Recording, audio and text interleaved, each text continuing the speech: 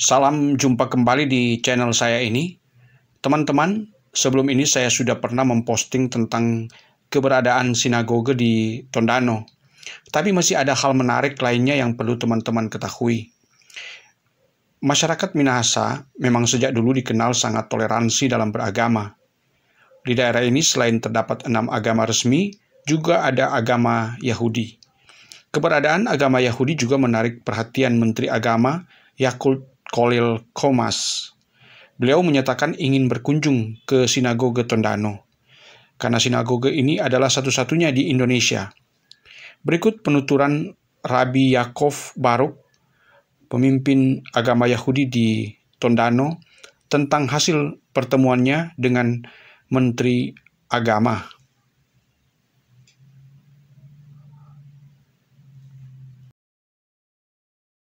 Catatan sipil kalau bisa dikosongkan, tapi katanya belum bisa, sehingga akan kami coba lagi. Nanti saya sudah ketemu Menteri Agama beberapa minggu lalu, tapi belum sempat bahas itu.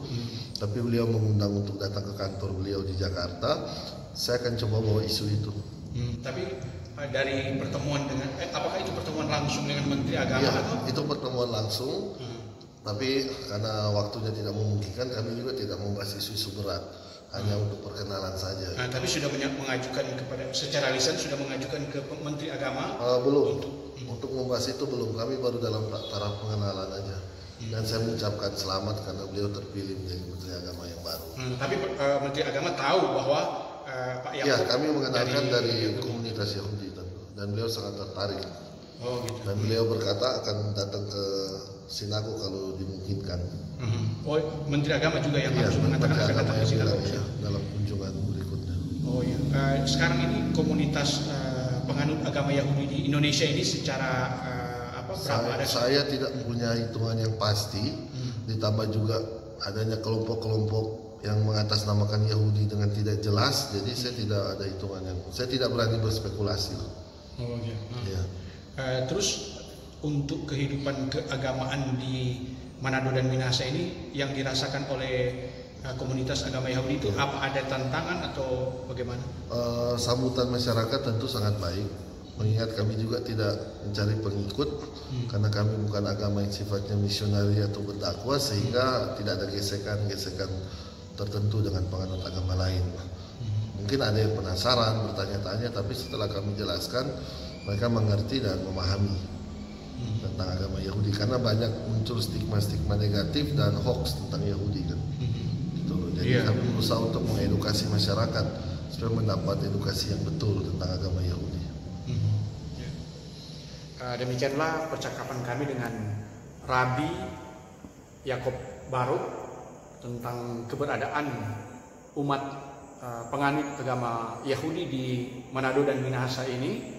Dan sebagaimana diketahui, sinagoge ini adalah satu-satunya tempat ibadah penganut agama Yahudi di Indonesia.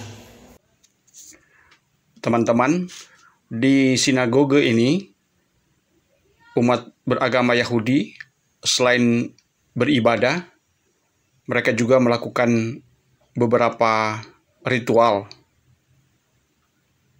Berikut penuturan Bapak Yehuda mengenai ritual tersebut.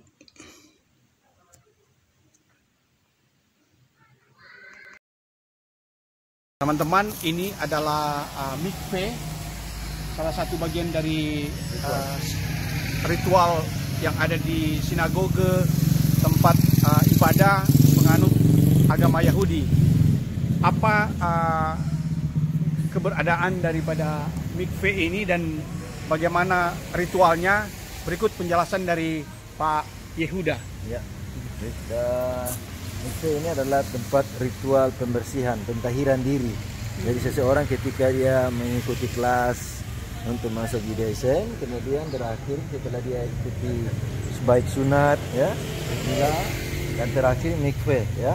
Dalam mikveh ini juga dipakai operasionalnya harian, dalam arti ketika mau hari raya atau pentahiran diri, ya, dari seorang perempuan mau habis menstruasi, itu juga harus tahir diri.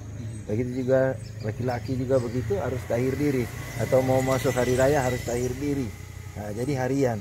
Beda pemahaman dengan pengertian baptis. Itu tidak, tapi kita mengikuti selalu. Kalau tidak di sini bisa juga di laut. Nah, cuma ini harus memang tertutup karena memang harus lepas baju semua, dan campuran kolam adalah dengan air hujan campuran. Jadi kalau air hujan stoknya full itu bagus karena dianggap air dari surga, air langit, mayim, ya. Nah ini campuran tinggi. Jadi itu kalau harian, tetapi ketika orang yang pertama kali mengikuti di situ dia mengikuti kelas, kemudian dia harus di hadapan Beddin 3 orang saksi dari Israel Yahudi yang melihat secara langsung. Baik mereka datang ke sini atau kita zoom, memperhatikan bahwa dia melaksanakan ritual pentahiran dengan baik.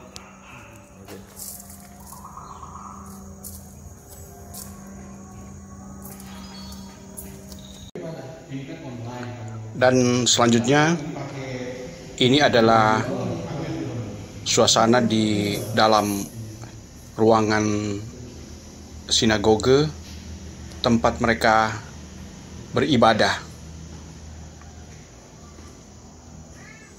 Demikianlah liputan kami tentang keberadaan sinagog yang ada di Tondano.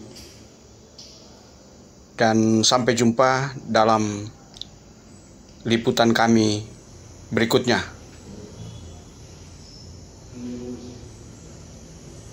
Karena